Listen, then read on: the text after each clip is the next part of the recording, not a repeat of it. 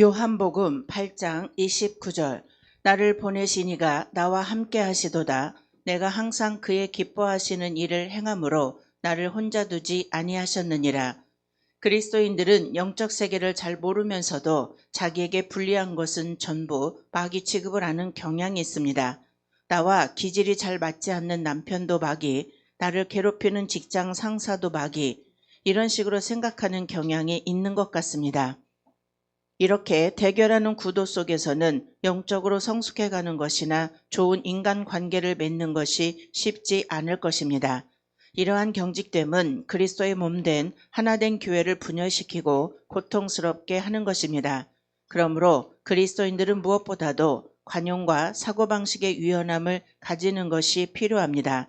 남을 함부로 정죄해서는 안 되며 그들의 인격을 무시해서는 안 됩니다. 아멘. 나를 보내시니가 나와 함께 하시도다 라고 말씀을 하셨어요. 근데 우리는 전부 다 굉장히 불편한 교회 생활을 하는 분들이 많아요. 왜? 자기 자신들을 안 내려놓고 조금만 나에게 잘못하면 다 마귀라고 생각을 합니다. 내 옆에 있는 사람은 절대 마귀가 아니에요. 하나님의 귀한 자녀들이죠. 따라서 자녀라고 해도 우리가 함부로 대해선 안 됩니다. 그러기에 우리는 남편도 아내도 인격적으로 대하고 자녀들도 인격적으로 대하면서 사랑해야 합니다. 우리는 하나님이 우리에게 주신 관용과 사고방식에서 올바른 판단, 유연함을 갖추고 있어야 합니다. 종교전쟁으로 죽은 사람은 2차 대전 시에 죽은 사람보다 더 많으며 모든 아집 중에서 종교적 광신만큼 무서운 것이 없는 것입니다. 구원의 길은 오직 예수님뿐이지만 우리는 불신자나 심지어 무신론자에게도 배울 것이 있음을 잊어서는 안 됩니다. 관용하고 넓어지는 것, 이것만이 그리스도인들이 참다운 자유함의 세계로 들어가는 길인 것입니다. 사람은 원래 영적인 존재로 지어졌습니다. 그래서 그 영혼의 존재 목적대로 살아가야 합니다. 아멘. 우리는 하나님이 우리에게 존재 목적을 주셨어요. 바로 선한 사마리아인의 비유를 통해서 우리는 알 수가 있는데, 하나님을 잘 아는 바리새인이나 레위인들은 강도 만난 사람을 보고도 돌보지 아니했습니다. 그러나 선한 사마리아인은 어려워지고 힘들지만 또한 생명의 위험이 있지만 강도 만난 사람을 돌보아 준 것처럼 어렵고 힘든 내 이웃을 사랑하고 우리는 돌보아야 합니다.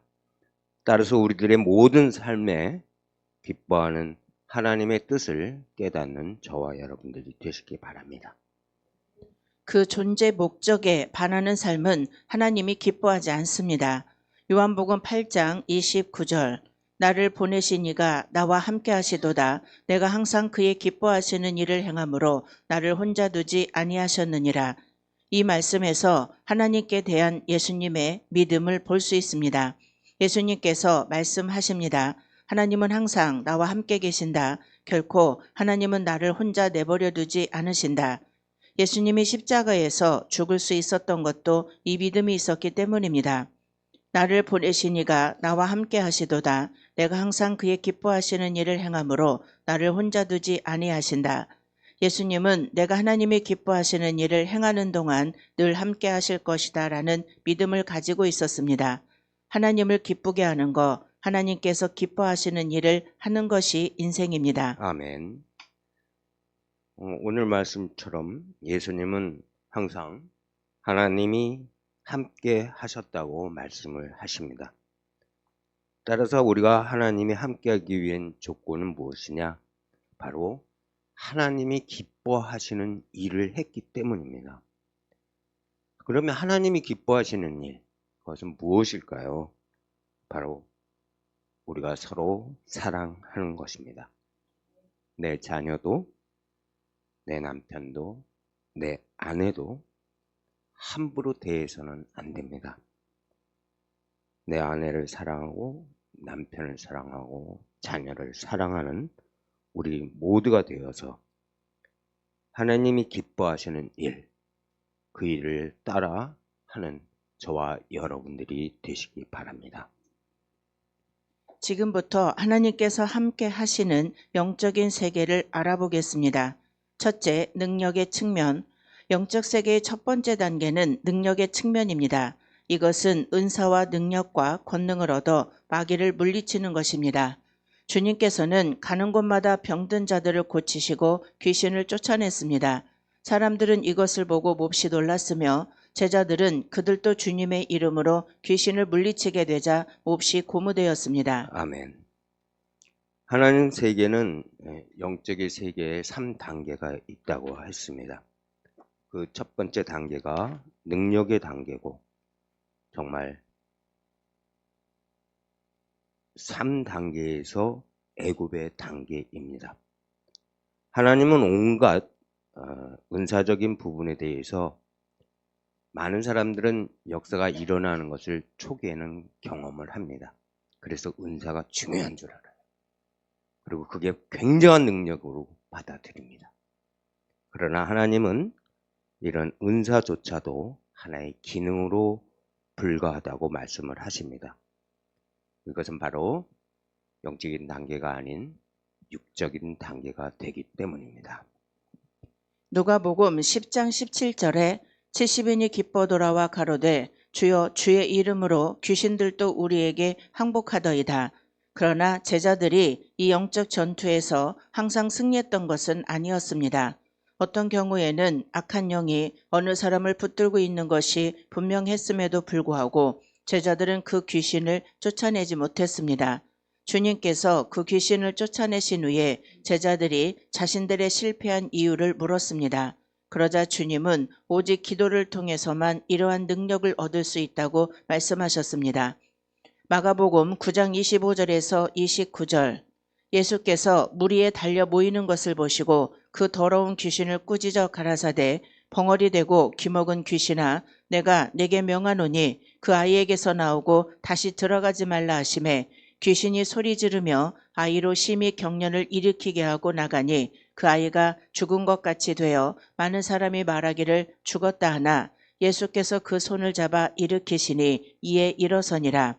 집에 들어가심에 제자들이 종용이 묻자오되 우리는 어찌하여 능히 그 귀신을 쫓아내지 못하였나이까? 이르시되 기도 외에 다른 것으론 이런 유가 나갈 수 없느니라 하시니라. 아멘. 은사의 세계인 능력의 세계는 기도가 굉장히 중요합니다. 여기는 바로 우리가 중요하게 생각하는 말씀이 없기 때문에 많은 사람들이 은사자들의 기도를 통해서 많은 것이 역사하는 것을 깨닫고 느낍니다. 그런데 알고 보니까 여기는 바로 영적 세계의 가장 낮은 애굽에 불과하다는 것을 깨닫기 시작합니다. 따라서 은사의 단계는 하나의 기능이고 그 기능을 보여서 사람들을 깨닫게만 해주지 아직 사랑의 차원으로 넘어가지 못하고 있는 것입니다. 기도에는 능력이 따릅니다. 어떤 집사님은 기도할 때 항상 아버지, 아버지, 아버지만을 되풀이해서 기도했습니다. 그래서 모든 사람들이 시험 들어 그분이 기도만 하면 도망을 갔는데 또 막상 그 집사님이 기도만 하면 병이 낫고 귀신이 떠나는 역사가 있었습니다. 이와 같이 단순한 기도도 능력이 나타나는 것입니다. 능력 단계에서는 이와 같이 기도하고 권능을 얻어 마귀를 물리치는 것을 말합니다. 그러나 이것은 가장 기초적인 단계라고 할 수 있는 것입니다. 그러나 이러한 능력의 차원이 진리의 차원으로 더 나아가 사랑의 차원으로 발전해 갈 때 엄청난 역사가 더하여집니다. 우의 능력으로 악한 세력을 쫓아내는 것은 일시적으로 회복된 것 같이 보입니다. 그러나 근본적인 해결책이 되진 못합니다. 어떤 경우에는 더 나빠지기도 합니다. 결국 사람들이 망가지고 병들고 악한 세력에 시달리는 것은 진리에 대한 이해와 체험이 부족하며 사랑을 받지 못했고 또 사랑하지 않기 때문입니다. 아멘. 많은 사람들이 이 능력의 차원에 들어가면 모든 것이 다 이루어진 줄 알고 있습니다. 능력의 차원은 바로 다음 단계인 진리의 차원, 그 다음 단계인 사랑의 차원을 알지 못하기 때문에 사람들은 병을 고쳤다는 그 한 가지만을 가지고 모든 것이 역사했다고 생각을 합니다. 그러나 하나님은 우리에게 그 역사함을 주신 것이 아니라 병 고쳐서 모든 것이 이루어졌다고 되는 것이 아니라 하나님의 말씀을 가지고 살아가는 우리들이 되기를 원하고 계십니다. 그래서 우리에게 하나님은 말씀을 가지고 전달하고 얘기해 주시고 그리고 이끌어 가시는 겁니다. 사람들이 자기 영혼 속에 하나님의 능력으로만 살아가서는 한계가 옵니다. 그러나 우리의 영혼 속에 능력과 진리와 사랑이 함께 채워질 때 강하고 완전한 역사가 일어납니다. 그러므로 능력에 머무는 것이 아니라 진리와 사랑으로 채워질 때 온전한 치유와 회복이 옵니다. 아멘. 하나님의 영적인 세계를 함께하기 위해서는 첫 번째 우리는 능력의 측면을 지금 보게 되었습니다. 능력의 측면은 바로 기능적인 일입니다. 그래서 미약합니다. 우리는 이 능력의 측면을 지나서 진리의 차원으로 나아가야 합니다. 사람은 진리가 들어와야 되고 그리고 그 다음에 사랑으로 채워져야 합니다. 그것이 바로 하나님이 가장 기뻐하시는 것입니다. 사랑의 단계까지 가야만 하나님은 일을 하십니다. 우리가 말씀 중에 믿음, 소망, 사랑, 그 중에 제일은 사랑이라고 배웠습니다. 교회와 우리 성도들의 모든 핵심은 바로 사랑에 있어야 합니다. 사랑이 회복되고 우리의 판단, 사실을 보는 눈이 사라지고 그쳐야 합니다. 사랑은 사실 가지고 사는 것이 아니라 바로 우리의 눈과 귀와 입을 선교와 전도로 전해주고 이해되고 선포돼야 합니다. 두 번째, 진리, 영적 복음의 측면. 영적 세계의 두 번째 단계는 진리의 측면입니다. 능력의 단계란 잘 알려진 개념입니다. 이러한 부류의 책들과 정보를 많이 접할 수 있습니다. 그러나 진리의 측면은 비교적 알려지지 않은 개념입니다. 이 진리 단계에서는 우리에게 다가오는 문제들을 해결하는 방법에서 기도를 많이 함으로 능력을 받아 이기는 것이 아니라 말씀에 기록된 진리를 얼마나 이해하고 기도하느냐에 승패가 달려있다고 보는 관점입니다. 문제는 무엇이냐 하면 하나님의 말씀의 진리를 잘 알지 못하면 제대로 믿지 못하고 자기의 주관적인 감정과 경험을 믿게 되며 거기에다 신앙의 기초를 두게 된다는 것입니다. 그러므로 일시적으로는 승리를 하는 것 같지만 진리와 지식의 부족으로 인하여 자주 혼돈과 미혹에 빠질 수밖에 없게 되는 것입니다. 아멘. 많은 사람들이 신앙생활을 하면서 진리를 추구하고 찾으려고 합니다. 그런데 우리들의 삶 속에서 그것을 추구하고 찾기 위해서 애쓰는 것보다 말씀을 중심으로 하나님의 진리를 찾는 우리가 되어야 합니다. 진리가 주관적이고 감정적이 되면 바로 하나님의 사실을 보는, 우리들의 사실을 보는 눈이 생겨서 하나님의 말씀을 갖고 진행하지 못하게 됩니다. 분명한 것은 하나님은 우리에게 하나님의 법을 가르쳐 주셨어요. 바로 우리가 사실을 감정적으로, 주관적으로 이해하지 않기를 원하시고 계십니다. 바로 사랑의 기반을 두고 하나님의 말씀 속에서 하나님을 만나고 싸워나가는 우리들이 되어야 된다고 말씀하고 계십니다. 그래서 우리들 삶 속에 오늘 말씀처럼 일시적으로 승리하는 것 같지만 그러나 진리와 하나님 말씀을 아는 우리의 부족 속에서 자주 혼돈과 미혹에 빠질 수 있다고 말씀합니다.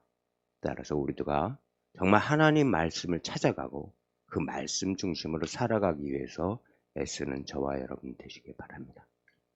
첫 번째 단계의 능력과 권능의 신앙은 초보적이고 자연적인 단계입니다. 이때는 아직 사고의 수준이 육에서 벗어나지 못했기 때문에 무조건 외적으로 형통하고 복받고 건강하고 문제가 없으면 좋은 줄 압니다. 아멘. 많은 사람들은 진리를 잘 몰라요. 그러니까 잘 모르다 보니까 눈에 보이는 것이 잘 되기만 하면 뭐든지 잘 된 줄 압니다. 바로 내적인 생각은 하나도 고민하지 않고 외적으로만 추구하게 됩니다. 우리는 진리에 눈뜰 사람들인데 진리가 있어서 주관적이고 감정적인 것을 넘어서 객관적이 돼야 합니다. 영적인 사람들은 예수님 삶을 비추어 보면서 애굽을 사생애 때라고 생각을 하고 광야는 공생애라고 말씀을 하면서 가나안은 부활 생애라고 느낍니다. 그러나 우리가 주님이 사적인 삶에서 공적인 삶으로 넘어가기 위해서 40일을 금식하고 마귀와 싸워 이겼습니다. 주님은 나를 위해서 떡을 만들라고 했을 때 떡을 안 만드셨어요. 그것은 봐서 하나님은 자신의 위해서 떡을 만드는 순간 공적인 삶이 아니라 사적인 삶이 되기 때문에 하나님은 정말 떡을 만들지 않으신 겁니다. 왜? 공인이 되셨기 때문입니다. 그래서 우리는 말씀만 갖고 살려고 해서도 안 되고 기도만 갖고 살려고 해서도 안 됩니다. 왜? 사실을 보는 눈이 밝아지기 때문입니다. 우리는 사실 보는 것이 아니라 하나님 말씀을 중심으로 순수하고 정열적으로 말씀 중심의 삶을 살아가는 저와 여러분 되시기 바랍니다. 이때는 생명의 성장을 위한 고난이 오면 그것이 영원한 보물임에도 불구하고 하나님을 원망하고 시험에 들기도 합니다. 보화를 주면 통곡하고 쓰레기를 주면 기뻐합니다. 그 모든 것들이 아직 영적인 눈이 열리지 않았기 때문입니다. 두 번째 단계의 진리적 신앙은 하나님의 말씀의 중심과 원리를 이해하고 깨닫고 체험하여 자기의 것으로 만드는 단계입니다. 대부분의 성도들은 하나님의 말씀을 하나의 이론으로 알 뿐 실제적으로 경험하는 것은 많지 않습니다. 그들의 지식은 그저 여러 번 듣고 지적으로 이해한 것에 불과합니다. 그러므로 모태신앙이다, 무슨 훈련을 받았다, 무슨 단계를 마쳤다 하는 분들이 극단적인 상황에 가면 하나님이 정말 계시는가 하고 낙심하며 실족하는 경우도 적지 않은 것입니다. 사실 이 경우는 신앙이 실족했다라고 보기보다는 원래의 신앙을 드러낸 것입니다. 주님께서 환난을 통하여 자신의 본체를 보여주신 것이므로 사실 그것은 복이 되는 것입니다. 진리의 체험은 이 기초들, 즉 우리가 하나님의 자녀됨의 권세를 가진 것과 용서받은 것, 아버지께서 우리를 받아주신 십자가의 도, 사탄의 패배, 우주와 세상과 하나님의 계획, 이런 것들이 단순한 지식이 아니라 우리의 뼛속까지 스며들어 나의 실체가 되는 것을 말합니다. 이와 같이 주님의 말씀이 실체가 될 때, 즉 그 진리가 우리 안에 실체가 될 때 우리는 마귀를 이기게 되며 자기의 생각과 경험을 믿지 않게 되며 이것이 진리로서 영적 대결에서 승리하는 길인 것입니다. 아멘. 진리의 단계에서 훈련이 되고 이해가 되면 자기의 주관적인 생각과 감정적인 것, 경험적인 것을 이기게 됩니다. 우리가 이 단계에서는 사실을 보는 차원을 넘어서 말씀을 쫓아야 합니다. 지금까지 내가 가지고 보고 왔던 모든 경험과 사고와 지식과 가치관으로 보지 말고 끝없이 우리에게 들려주시는 하나님의 말씀, 깨달아지고 있는 말씀을 가지고 살아가야 합니다. 우리들이 주관적이고 감정적인 생각을 떠나서 정말 객관적이고 공인된 모습으로 삶을 살아야 합니다. 우리가 하나님의 아는 지식이 충만할 때 하나님이 우리를 가지고 하나 되실 수 있습니다. 우리가 하나님의 세계에 빠져서 말씀을 가지고 십자가를 통과하고 그것을 넘어서서 하나님의 제자가 되고 예수님의 십자가를 지고 나가는 우리가 되어서 하나님의 믿음의 단계, 사랑의 단계를 넘어서야 합니다. 성경은 진리가 너희를 자유케 하리라고 말하고 있습니다. 또한 믿음은 들음에서 나고 들음은 그리스도의 말씀으로 말미암는다고 하셨습니다. 우리가 우리의 삶 속에서 우리의 신앙 속에서 이런 차원을 넘어서서 더 한 걸음 더 나아가는 우리의 신앙들이 되시기 바랍니다. 오늘날 명목상의 그리스도인이면서 실제적인 진리를 경험하지 못하고 있는 분들이 너무나 많습니다. 그들의 생각은 세상으로 가득 채워져 있고 육신의 정욕과 세상 근심으로 가득합니다. 그러므로 그들이 어둠의 왕국 속에서 살며 어둠의 세력들에게 짓밟혀 사는 것이 하나도 이상한 일이 아닌 것입니다. 진리의 빛이 분명해질수록 우리는 변화됩니다. 그리고 자유롭게 됩니다. 그리고 보게 됩니다. 예전에 보이지 않았던 것들이 보이게 됩니다. 하나님의 계획과 자신의 사명, 가는 길, 의미, 그 모든 것들이 말씀의 빛을 통해서 하나씩 드러나게 됩니다. 우리가 이 땅에서 하나님의 육에 부어주시는 능력으로 승리해야 합니다. 그러나 더 깊은 진리를 깨달아 진리로 자신의 삶을 해석할 때 우리는 좀 더 아름다운 삶을 누릴 수가 있게 되는 것입니다. 아멘. 하나님의 말씀의 주인은 바로 사랑인데요. 하나님의 세계를 아는 만큼 믿음의 세계로 들어가게 됩니다. 우리는 깨닫는 것보다는 행동을 먼저 하려고 해요.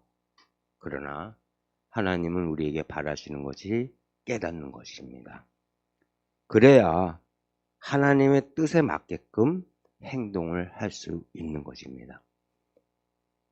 우리는 하나님의 말씀을 모르면서도 아는 체하고 나아갈 때가 많아요. 왜?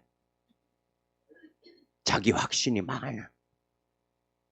그게 옳지 않은데도 그게 맞다고 생각하고 나갈 때가 너무도 많습니다. 그러나 하나님의 일은 그런 행동을 하는 것이 아니라 주님의 믿음을 갖는 모습을 우리에게 원하고 계십니다. 따라서 우리의 삶 속에서 모든 능력, 그 모든 능력을 자랑하지 말고 겸손한 모습으로 신앙생활을 이어가야 합니다. 세 번째, 사랑의 측면. 영적 세계의 세 번째 단계는 사랑의 측면입니다. 영적 세계에서는 따뜻함과 사랑의 힘이 가장 강력한 무기입니다. 그래서 영적인 세계에서는 이 따뜻함과 사랑이 가장 근원적인 원리라는 사실을 알아야 합니다. 영적 세계의 첫 번째 측면은 능력과 기름 부음을 많이 경험하는 것입니다. 이것은 육체적이고 자연적인 영역의 차원입니다. 이 단계에서는 능력은 받으나 아직 육의 욕망, 정욕, 혈기 등이 처리되지 않아 많은 실수가 있습니다. 그러므로 유명한 사역자, 심지어 기적을 일으키는 사역자들도 쉽게 정욕과 명예욕에 굴복되어 실족하곤 합니다. 이것은 타락이라기보단 본인의 상태가 감추어진 것이 드러난 것뿐입니다. 영적 세계의 두 번째 측면은 느낌과 감각 단계를 넘어선 진리의 빛의 체험입니다. 이 단계에 오면 자기의 생각과 감정, 경험과 환경을 신뢰하지 않으며 오직 하나님의 말씀이 말하는 것에만 주의를 기울입니다. 아멘. 많은 사람들은 기도해서 능력도 경험하고 방언도 하고 환상도 보고 예언도 하고, 근데 그것이 다인 줄 아는데 말씀이 없기 때문에 육의 성질로 처리되게 됩니다. 그래서 많은 사람들은 자기 생각, 주관적이고 감정적이 되어 갑니다. 말씀의 세계, 진리의 세계를 경험해야만 하나님의 말씀을 통해서 무엇인가 배우게 됩니다. 많은 사람들은 자기가 공적인 사람이라고 말하면서도 상대를 만나면 자기 생각대로 판단합니다. 그러나 우리는 상대방을 내 판단으로 살아가는 것이 아니라 객관적으로 만나야 합니다. 상대방의 상태를 이해하고 그를 존중하고 또한 그의 잘못이 있다면 용서하는 우리의 모습이 되어서 바로 우리가 온유한 사람으로 살아가야 합니다. 그래야 함께 연합할 수 있습니다. 그래서 영적인 세계의 세 번째 측면은 사랑, 인격의 단계입니다. 이는 신의 성품에 참여하는 것을 말하며 영혼이 눈을 뜨고 주님과 연합하며 타고난 자기 사랑이 죽고 그리스도의 생명과 사랑이 자기의 삶 속에 나타나는 것입니다. 주님의 손이 다루심을 경험해 갈수록 그 사람에게는 주님의 따뜻함, 긍휼, 자비가 나타납니다. 이것이 진정 그리스도의 열매이며 생명에 속한 것입니다. 초보자들은 그저 담대하고 강하면서 힘차게 예수 이름을 외치기만 하면 모든 마귀들이 벌벌 떠는 줄 압니다. 그러나 마귀는 나의 처리되지 않은 성품 속에 있습니다. 고집, 교만, 교활함, 위선, 이 모든 악들 속에 마귀는 숨어 있습니다. 그리고 그것들을 통해 역사합니다. 아멘. 많은 사람들이 주님을 믿으면 뭐든지 다 되는 줄 알아요. 그냥 믿으면 다 되는 줄 알아요. 왜? 그게 하나님 뜻인가 생각을 하고. 그러나 그렇지 않습니다. 우리는 하나님의 일을 하려면 우리가 수고하고 노력하고 애써야 합니다. 오늘 신의 성품을 참여하는 것이 우리의 삶 속에서 있어야 된다고 말씀을 하시는데, 예수님은 우리에게 바라시는 것은 사랑을 가지라는 겁니다. 하나님 나라는 말에 있지 않고 영적인 성품이 중요하다고 말씀을 하십니다. 우리의 삶 속에서 능력의 단계, 진리의 단계, 사랑의 단계로 가는 소망이 있어야 합니다. 말씀을 갖고 살아간다고 해서 다 되는 건 아닙니다. 말씀은 연단을 갖게 되는 건데 우리는 그 연단을 통해서 사랑의 단계로 이끌어 가야 합니다. 말씀이 광야를 넘지 못하면, 십자가를 넘지 못하면 바로 정죄하게 됩니다. 우리는 사람들한테 신앙인이라고 다 얘기하면서 믿지 않는 사람들이나 믿는 가운데서 부족한 사람을 보면 정죄를 합니다. 왜? 제대로 못한다고 자기들이 마음대로 판단하고 정죄를 해요. 그러면 그런 말을 들은 다른 성도들, 믿음의 자녀들이 흔들립니다. 제가 이제 그런 경험이 좀 많아요. 왜냐면 연합회 일을 하다 보면 자꾸 여기서 찝고 저기서 찝고, 나는 제대로 가고 있는데 옆에서들 자기 뜻대로 안 됐다고 막 쪼아요. 그러면 막 일을 하다가 힘이 들어. 왜? 내가 하나님이 일을 하는데 해주지 않고 자꾸 이렇게 끌어내리려고. 그런 연합회 일등을 할 때는 있잖아요. 이렇게 욱 하는 거. 이게 파고 올라와요.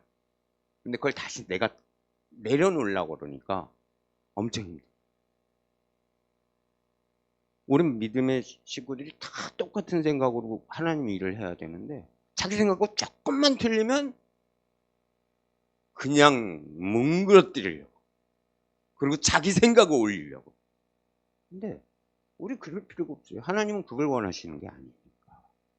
그냥 하나님의 일을 연합해서 같이 나누고 함께 하길 원하시지 독불장군을 만들어서 하라고 안 해요. 근데 많은 사람들은 내가 주인이 돼야 돼. 내가 거기서 주인공이 돼야 돼. 그래서 내가 막 한 거가 돼야 돼. 많은 사람들은 그래요. 근데 우리 가나안 나눔의 식구들은 모든 것을 포용하는 온유의 형제 자매들 되시기 바랍니다. 그러므로 나의 속에 있는 이러한 악들을 꺾고 진정 주님의 마음 같기를 사모하지 않으면 온전한 승리를 할 수 없는 것입니다. 영적인 승리자가 되기 위해서는 온유와 겸손과 사랑을 가져야 합니다. 자기 욕심을 내려놓아야 합니다. 왜 에덴에서 하와는 유혹에 넘어졌을까요? 그것은 마귀의 제안이 하나님의 명령보다 자기에게 훨씬 유리했기 때문입니다. 불순종하면 죽는다는 하나님의 말씀보다 내가 하나님이 될 수 있다는 마귀의 말이 훨씬 더 달콤하게 들립니다. 아멘. 우리는 하나님 세계를 바라보고 있으면서도 이 사탄의 말에 더 많이 다가가요. 오늘 하와가 사탄의 말에 의해서 선악과를 따게 되고 그것을 가지고 아담에게 전달하는 그런 역사가 생각해서 죄가 시작이 됐습니다. 하나님 세계엔 우리의 욕심이 있어서는 안 돼요. 우리의 욕심이 그런 사심이 들어가면 하나님의 길을 바로 갈 수가 없습니다. 왜? 악의 요소들이 발동을 하면 자동으로 말씀이 들려오지 않습니다. 그래서 내 인위적인 감정과 노력을 섞어서 신앙생활을 하다 보면 많이 힘들어집니다. 하나님은 우리에게 원하시는 게 딱 하나예요. 말씀으로 충성하고 말씀으로 주변 사람들에게 전하는 우리가 되길 원하십니다. 그래서 하나님은 우리가 준비된 사람들이 되고 그래서 준비된 사람들이 더 훈련하고 그래서 하나님이 하시는 일에 뜻을 함께해서 일하길 원하고 계십니다. 회개하라, 순종하라는 주님의 말씀보다는 너는 진정 위대한 하나님의 종이다 라고 속삭이는 마귀의 말이 훨씬 더 매혹적입니다. 이런 것을 깨닫는 자는 너밖에 없다 라고 마귀가 거짓된 생각을 넣어줄 때 환난과 고통의 훈련을 통해 겸손을 배우고 자기 포기를 경험하지 않은 사람은 이것을 이겨낼 수가 없습니다. 이러므로 많은 사람들은 주님께 순종하고 연합되는 것을 추구하기보단 자신이 드러나기 원하며 남들이 알아주고 인정해주는 사람이 되고 싶어하며 그러한 성공을 향해 달려가는 것입니다. 그 영원한 결과를 알지도 못하면서 말입니다. 온유하지 않은 사람은 마귀를 이기지 못합니다. 어떠한 상황에서도 온유의 시험에서 이겨나가지 못할 땐 이미 자신과 마귀의 종이 된 것입니다. 아멘. 온유한 사람은 하나님이 우리에게 땅을 기업으로 얻는다고 말씀을 하셨어요.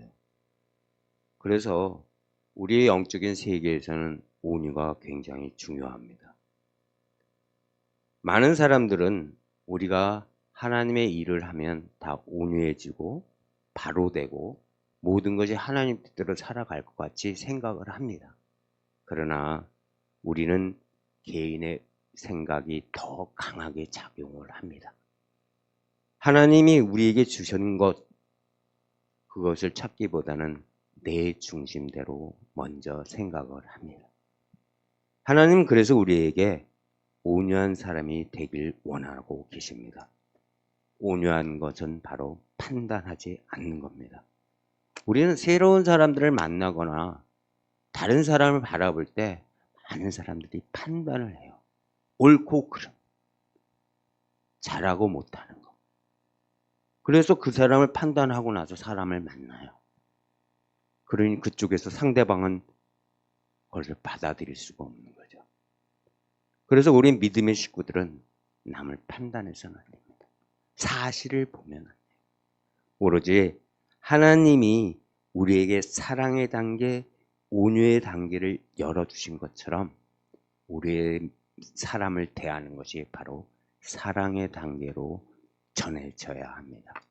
그래야 하나님의 뜻이 그들과 함께 할 수 있고 나와 동행해 주십니다. 온유의 성품은 영적인 세계에서는 아주 중요합니다. 이 성품으로 영적인 세계가 열리며 누리며 계속해서 열고 나갈 수 있기 때문입니다. 이 성품을 소유하지 못할 때는 자신의 영혼을 어둠의 세계로 던지는 것입니다. 이 성품이 깨어나고 성숙하지 못하면 진정 주님께서 가르치시는 말씀과 천국의 기쁨을 우리는 누릴 수가 없습니다. 이 온유의 성품은 하나님의 성품이며 천국의 마음입니다. 이 성품을 가진 자는 천국의 행복을 누리게 됩니다. 주님의 손에 훈련되어질수록 우리 주님의 마음이 임합니다. 그리고 주님의 마음은 사랑이고 긍휼이고 자비입니다. 능력 차원에 있는 사람의 관심은 누가 세고 약한가에 있습니다. 지식 차원에 있는 사람의 관심은 무엇이 옳고 그르냐입니다. 그는 많은 것을 보거나 불합리한 일을 겪으면 견디질 못합니다. 경우 없는 사람을 참아내지 못합니다. 하나님께서 왜 그런 사람을 자신에게 보내시는지 아직 눈이 열리지 않아 볼 수 없기 때문입니다. 아멘.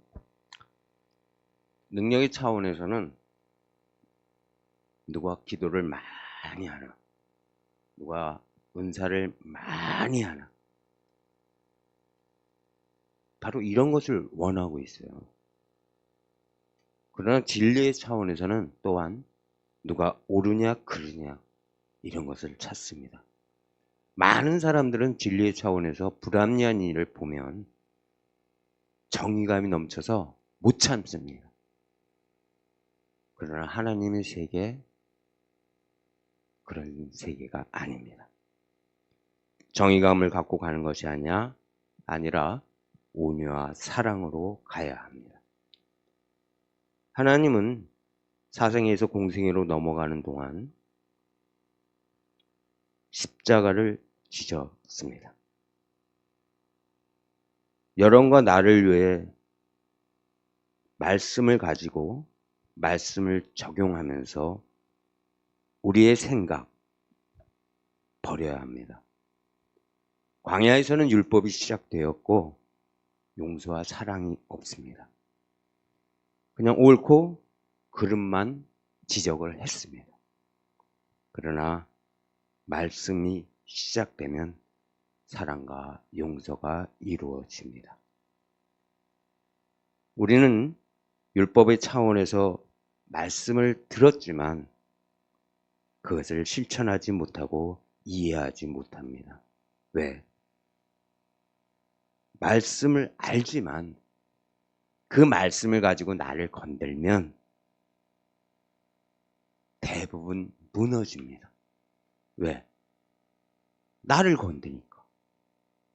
말씀하고 남을 건들면은 그냥 동조를 하는데 나를 건들면 동조를 못 해요.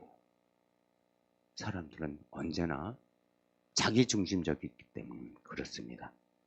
우리는 하나님이 우리에게 주신 진리의 차원을 넘어서 이제 부활의 차원, 십자가를 통해서 하나님의 부활의 생애로 넘어가야 합니다. 십자가를 지었다는 것은 바로 나를 내려놓는 것입니다. 사실을 보지 않는 것입니다. 옳고 그름을 구분하지 않는 것입니다. 그것이 바로 용서고 사랑입니다. 우리는 십자가를 통해서 정말 하나님 앞에 또한 내 이웃과 모든 사람들에게 하나님의 사랑을 전하는 우리가 되어서 동행하는 믿음, 함께하는 믿음 되시기 바랍니다. 사랑 차원에 있는 사람은 모든 상황, 모든 사람을 긍휼과 포용의 시선으로 봅니다. 그는 강도를 보아도 불쌍하고 간음자를 보아도 불쌍합니다. 그것은 주님의 마음으로 그들을 보기 때문입니다. 바리새인들은 세리와 창기를 옳으냐 그르냐의 차원에서 보았기 때문에 돌로 치고 싶어 했습니다. 오늘날도 많은 사람들이 자신의 마음속에서 남들을 돌로 칩니다. 그러나 주님께서는 오직 사랑으로 긍휼로 모든 사람들을 보셨습니다. 심지어 자기를 못 박은 자들도 불쌍히 여기시고 사랑하셨습니다. 사랑이 있는 만큼 우리는 세상을 이기며 마귀를 이기며 온전해집니다. 사랑은 아버지의 마음입니다. 사랑이 있는 자는 거지도 불구자도 거리의 방랑자들도 극렬한 마음으로 보게 됩니다. 세상 사람들은 육의 눈에 비친 화려한 색깔, 미인대회나 탤런트들 같은 외적 아름다움밖에 보지 못하지만 영의 눈이 열리고 주님의 눈이 열리면 방탕아들도 희대의 살인자도 그저 극률한 마음으로 용서와 사랑의 눈으로 보게 되는 것입니다. 마귀는 끊임없이 우리에게 미움과 분노를 줍니다. 교만을 주고 높아지라고 부추깁니다. 강팍함을 주며 지지 말라고 부추깁니다. 그러나 주님은 우리에게 온유와 겸손과 사랑을 주십니다. 우리는 마귀와 세상과 싸웁니다. 어떤 사람이 우리를 미워할 때 우리의 무기는 사랑입니다. 우리의 사랑이 그들의 미움보다 약하면 우리는 지게 되고 서로 미워하게 됩니다. 그러나 우리의 사랑이 그들의 미움보다 강하면 우리는 이기게 되고 그들 속에 있는 미움의 영은 떠나가며 우리는 서로 사랑하게 됩니다. 아멘. 세상을 능력을 갖고 이기는 것은 한계가 있습니다. 또한 말씀을 갖고 이기는 것도 한계가 있습니다. 세상을 변화시키고 우리의 이웃을 변화시키는 것은 오직 사랑입니다. 사랑만이 모든 것을 불가능을 가능하게 만듭니다. 우리가 세상을 이길 수 있는 힘이 사랑이기 때문입니다. 교회의 핵심도 역시 사랑입니다. 또한 우리의 믿음에서 복음을 전할 때도 사랑입니다. 옳고 그름이 끝나면 사랑이 시작됩니다. 우리는 많은 사람들이 아직도 판단을 합니다. 판단이 그쳐지지 않으면 미움이 안 없어집니다. 옳고 그름이 그쳐야 우리는 세상에 복음을 전할 수 있습니다. 기독교는 사랑이고 사랑은 따뜻함이라고 말씀을 합니다. 모든 사람이 하나님의 말씀을 이기는 사랑을 전하는 저와 여러분 되시기 바랍니다.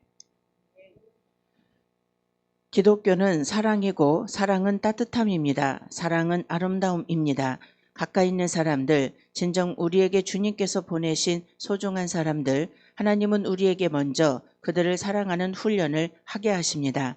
사랑만이 온 세상을 모든 사람을 치유하며 온전케 할 수 있기 때문입니다. 그러므로 따뜻한 그리스도인들은 진정 주님의 사람이며 주님께서 세상을 아름답게 만드시기 위해 사용하시는 귀중한 도구인 것입니다. 아멘. 하나님이 쓰시는 사람은 사랑할 줄 아는 사람입니다. 많은 사람은 지도자가 되고 싶어 해요. 지도자가 되기 위해서 우리는 사랑할 줄 아는 사람이 되어야 합니다. 하나님은 능력이 많은 사람을 쓰려고 안 하세요. 사랑할 줄 아는 사람을 쓰십니다.